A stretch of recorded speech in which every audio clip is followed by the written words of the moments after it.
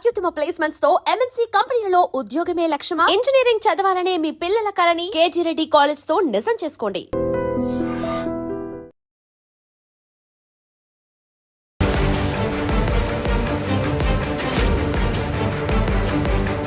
బీజేపీలో సమన్వయం లేదు. బీజేపీలో ఏం జరుగుతుంది, ఒక నాయకుడికి అసలు పడనే పడదు. ప్రజా పోరాటాలు అటు ఉంచితే మొత్తంగా అసలు పార్టీనే ఎటుగాకుండా చేస్తున్నారు. దీంతో కేంద్రం ఆగ్రహం వ్యక్తం చేస్తోంది ఇక్కడ ఉన్నటువంటి లీడర్స్ మీద అనేది మనము అంటే గత 2 నెలల క్రితం కూడా మనం చూసాం, విన్నాం. కానీ ఇక మున్సిపాలిటీ ఎన్నికలు అయినాయి కదా, మున్సిపాలిటీ ఎన్నికల తర్వాత మాత్రం అసలు ఏ పార్టీకి శత్రువు కాదు. నిజం చెప్పాలంటే కార్యకర్తలారా, మీరు కొట్టుకొని రాళ్ళు విసురుకొని మా నాయకుడు అని మీరు రక్తాలు వచ్చినట్టు కొట్టించుకుంటే ఇక్కడ ఏం లాభం లేనట్టే కనిపిస్తుంది. అది మీరు చూడండి, ఏ పార్టీకైనా ఓటేసేస్తుంది. ఇప్పుడు బీజేపీ ఉంది, బీజేపీకి సంబంధించిన మెదక్ ఎంపీ ఉన్నారు. ఆయన ఖటర్ బీజేపీ నాయకుడు. ఆయన ఏకంగా గూడెం మైపాలరెడ్డి పటాన్ చెరుకు సంబంధించిన ఎమ్మెల్యే కారులో ఎక్కి ఎక్స్ అఫిషియో మెంబర్ కాబట్టి ఆయన బీఆర్ఎస్కి సంబంధించిన సీట్ని కైవసం చేసుకోవడానికి ఎక్స్ అఫిషియో మెంబర్ బీజేపీ ఆయన వెళ్ళి బీఆర్ఎస్కి మద్దతుగా ఓటేసాడు. ఇది పెద్ద చర్చ. అసలు మామూలు రచ్చలేదిగా. రఘునందన్ రావు మొత్తం తెల్లారు లేస్తే కల్వకుంట్ల కుటుంబం మీద మాట్లాడతాడు కదా, గంతగానం తిడతాడు కదా, మరి ఇట్లెట్లేసిండు అని పెద్ద చర్చ పార్టీలో. ఇదేటో పోయేటట్టుంది అని చెప్పి కేంద్రం ఏం చేసింది, బాబు అదేందో కనుక్కోరి, ఆ నివేదిక ఏదో ప్రిపేర్ చేసి అని ఆ పార్టీకి సంబంధించిన ఇన్ఛార్జ్ ఉన్నారు కదా, పార్టీ ప్రెసిడెంట్ రామచంద్రరావుకి ఆదేశం ఇచ్చిండు. దీంతో సైన్ పెట్టి ఆయన ఒక నివేదిక ప్రిపేర్ చేసి పంపించిండట. కానీ రఘునందన్ రావుని ఇదే ఇష్యూలా క్వశ్చన్ వేస్తే ఒక ఛానల్లో ఏం మాట్లాడిండో వినండి. నా మీద ఎంపీగా పోటీ చేసినటువంటి కాంగ్రెస్ పార్టీ నుంచి ఎంపీగా పోటీ చేసినటువంటి అభ్యర్థి శ్రీమతి అక్కడ ఉంది కాబట్టి మీకు తెలుసు, కాంగ్రెస్ కి భారతీయ జనతా పార్టీకి ఇది పెద్ద భూతదల్లా పెట్టి చూడాల్సినటువంటి అంశం కాదు. అక్కడ ఉన్నటువంటి స్థానిక పరిస్థితుల దృష్ట్యా అది ఆ సంఘటన అట్లా నిర్ణయం తీసుకోవాల్సి వచ్చింది. సో పార్టీ లైన్ ఏం జాంతేనే అప్పుడు ఆ సందర్భంలో పర్సనల్ రిక్వెస్ట్ ఏమైనా చేసినా కూడా ఆనాడు అంటే గతంలో ఉన్నటువంటి పర్సనల్ ఇష్యూస్నే బేస్ చేసుకొని నేను ఇక్కడ ఓటేసినా అని చెప్పినట్టే అనిపించింది నాకు ఇక్కడ. దాని తర్వాత రామచంద్రరావుకి కూడా ఈ విషయం తెలుసు, మా పార్టీ అధ్యక్షుడికి కూడా తెలుసు, ఆయనకు చెప్పే నేను ఓటేసినా అంటుండ్రు. హైకమాండ్ ఏమో ఏకంగా ఆయననే నివేదిక కోరింది. మరి రామచంద్రరావు గారు ఏం రిపోర్ట్ ఇచ్చిండ్రో ఆ దేవుడి కెరక. మరి నేనే చెప్పినా ఓటేయమని అందుకే పోయి ఓటేసిండని చెప్పిండా తెలియదు. మరి ఇంకో ఇష్యూ ఆల్రెడీ ఏం చేయాలనో అర్థమైతలేదు ఈటెల రాజేందర్కి. బాబోయ్ అసలు ఈ పార్టీలో ఉండాలనా పోవాలనా, ఎందుకంటే పంచాయతీ మామూలుగా లేదు. బండి సంజయ్ వర్సెస్ ఈటెల రాజేందర్. మొన్ననైతే అధ్యక్షుడు ఆల్మోస్ట్ ఇక ఈటెల రాజేందర్ ఫైనల్ అయిండు అన్న టైంలో మరి ఏమైందో ఏందో తెలియదు. కానీ రాతోరాత్ అభ్యర్థి పేరు ఆ సీల్డ్ కవర్లో వస్తుంది కదా, అది మారిపోయి ఏకంగా మళ్ళా రామచంద్రరావు అధ్యక్షుడైన. అది రచ్చ నడిచింది, అసలు మామూలుగా కాదు. ఈటెల రాజేందర్ ఫాలోవర్స్ అయితే ఏకంగా ఈటెల రాజేందర్ పర్సనల్ ఛానల్లోనే లైవ్ పెట్టి మామూలుగా తిట్టలేదు బండి సంజయ్ని. మొన్న అసలు అటు వైపే పోలే, కరీంనగర్ వైపే పోలే, అసలు ఆ కరీంనగర్ని అసలు పట్టించుకోలే ఆయన నియోజకవర్గం మనలు ఉన్నా కూడా.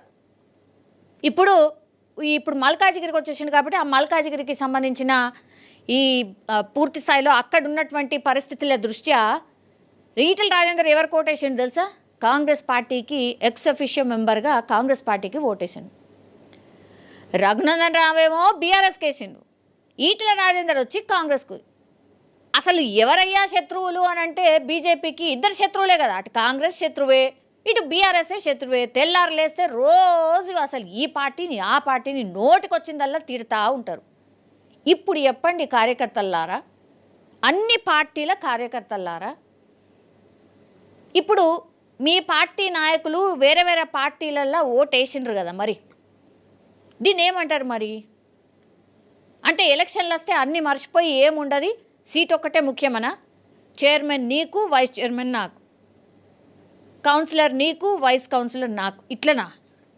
ఆస్తులు పంచుకున్నట్టు మంచిగా పంచుకున్నారు. మొన్న మున్సిపాలిటీ ఎన్నికల్లో మంచిగా ఎవరన్నా గెలవని, లాస్ట్కి వస్తే మనం కింగ్ మేకర్ అయితే చాలు, మనకేదో ఒకటి వస్తుంది కదా అని ఆ సిచ్యువేషన్లో ఓటేసినట్టుగా అనిపిస్తుంది. ఇప్పుడు లోకల్లో ఉన్నటువంటి లీడర్స్ని కాపాడుకోవడం కూడా ఈ నాయకులకు పెద్ద సవాల్ కదా. మరి వాళ్ళైనా ఏం చేస్తారు? వాళ్ళకి ఇంకో దారి లేదు. ఇప్పుడు కేంద్రంకి తెలియకుండానే, పెద్దోళ్ళకి తెలియకుండానే ఇది జరిగిందా అంటే అసలు అట్లాంటి ఛాన్స్ ఉంటుందా? గతంలో ఎన్ని ఎలక్షన్లు అట్లా చూడలేదు. కొన్ని ప్లేసెస్లల్లో బండి సంజయ్ అనుకోండి, లేకపోతే ధర్మపురి అరవింద్ అనుకోండి, లేకపోయింది మేయర్ సీట్ మాకు రాకపోయింది, లాస్ట్ వరకు ఫైట్ ఇద్దామన్నట్టుగా బండి సంజయ్ వెయిట్ చేసిండ్రు.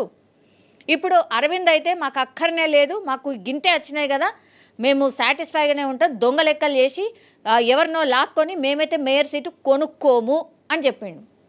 ఇవాళ మెట్పల్లికి సంబంధించిన వాళ్ళు అసలు ఏంటిది, మేము ఈ పార్టీలో ఉండాలనా లేదా, లాస్ట్ మూమెంట్లో మమ్మల్ని అట్లా వదిలేసిండ్రు. మెట్పల్లిలో బీజేపీ 10 సీట్లు గెలిచింది, ఇండిపెండెంట్లేమో 4 సీట్లు గెలిచిండ్రు, మిగతా 2 పార్టీలేమో చెరో 6 సీట్లు గెలిచినాయి. అక్కడ కనీసం ఏ నాయకుడు పట్టించుకోలేదు. లాస్ట్కి వస్తే వేరే చోట్ల ఇట్లా ఎక్సఫిషియో ఓట్లతో గెలిచిండ్రు, మమ్మల్ని కూడా అట్లా గెలిపిస్తే అయిపోతుండే కదా అన్న మాటకి ధర్మపురి అరవింద్ ఇవాళ ఏమన్నానంటే, ఈ పార్టీకి ఒక 20 ఏళ్ల నుంచి కోవట్లు పట్టి ఏళ్ళాడుతున్నారు. ఆయన పార్టీకి సంబంధించి మా పార్టీలోనే కోవట్లు ఉన్నారు, ఒక 20 ఏళ్ల నుంచి పట్టి ఏళ్ళాడుతున్నారు, వాళ్ళు పోతే కానీ దరిద్రం పోదు అన్నాడు. మరి ఎవరి గురించి అన్నాడో, 20 ఏళ్ల నుంచి ఆ పార్టీకి మరి ఎవరున్నారో, ఎవరిని ఉద్దేశించి అన్నాడో ఆ పార్టీ వాళ్ళకైతే డెఫినెట్లీ తెలుస్తుంది. అరవింద్ గారు గతంలో కూడా చాలా టైమ్స్ మాట్లాడి, అసలు మేము కనీసం ఓన్లీ 8 సీట్లు గెలిచినాం, 8 సీట్లు గెలుస్తారా, అసలు పార్టీ అధికారంలోకి వచ్చే పరిస్థితి కనిపిస్తుందా అని సొంత నాయకులే మాట్లాడుతున్నారు. అందుకే కదా చాలా రోజుల నుంచి ఒకటే ముచ్చట, అసలు బీజేపీల నాయకులకు సమన్వయం లేదు, ఎవరి సినిమా వాళ్ళదే, ఎవరి పంచాయతీ వాళ్ళదే.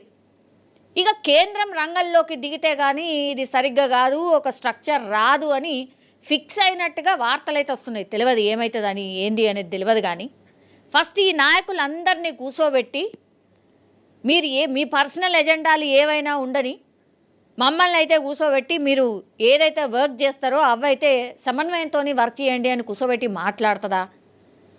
మొత్తం అందరినీ తీసుకుపోయి ఒకసారి ఎవరితోనైతే కరెక్ట్గా వర్క్ అవుతుందో వాళ్ళ దగ్గర పోయి కూర్చోబెట్టి ఇంకో 2-3 క్లాసులు అవసరమా?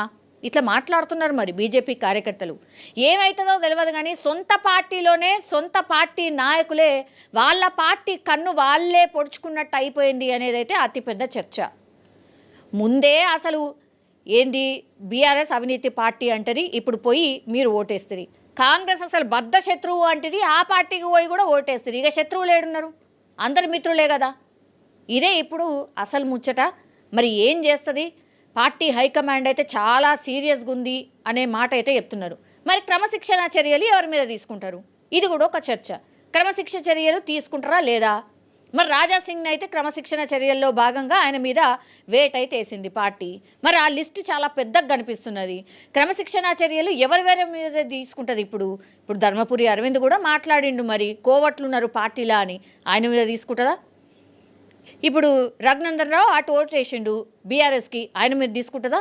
ఈటల రాజేందర్ కాంగ్రెస్కి ఓటేసిండు, ఆయన మీద తీసుకుంటుందా? ఇట్లా వేటేసుకుంటా పోతే ఇక పార్టీలు ఎవరు మిగులుతారు? ఇది కూడా ఒక చర్చ.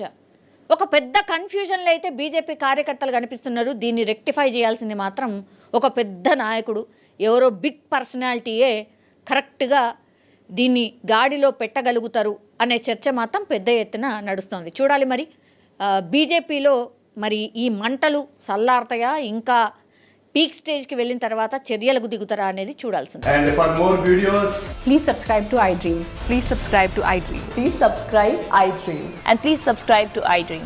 For more videos, subscribe to iDream. please like, share and subscribe to the channel. Congratulations, iDream. subscribe to iDream. Subscribe to iDream. So subscribe to iDream Media. iDream की iDream team अंदर की huge congratulations. Please subscribe iDream Media. Please subscribe to iDream. Subscribe iDream. Please subscribe to iDream. I dream అంటే నా కళల ఛానల్ను subscribe చేసుకున్న నోరు తిరుగుతలేదు. మీరైతే గంట గుర్తు కొట్టండి. For more such videos, please subscribe to iDream. Subscribe to iDream. Please subscribe to iDream. Please subscribe iDream Media. Please do subscribe to iDream. Please subscribe to iDream Media. For best entertainment and information, please subscribe iDream. And don't forget to subscribe to iDream.